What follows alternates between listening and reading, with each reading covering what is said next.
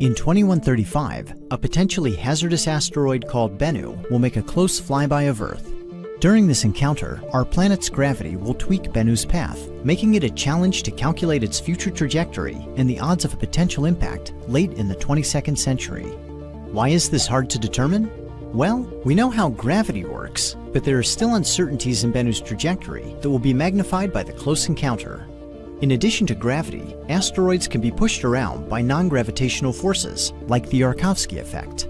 When sunlight strikes a rotating asteroid, the day side heats up. As the asteroid turns, the night side cools down and releases the heat. This exerts a small thrust on the asteroid, which can change its direction over time.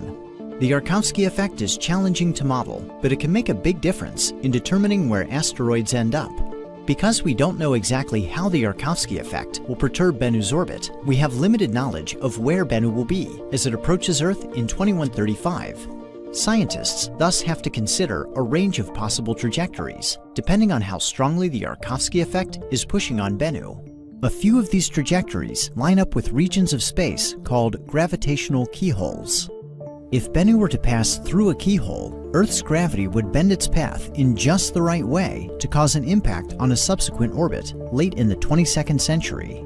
The odds of this actually happening are quite low, but scientists want to know as much as possible. That's one reason why NASA sent the OSIRIS-REx spacecraft to study Bennu from 2018 to 2021.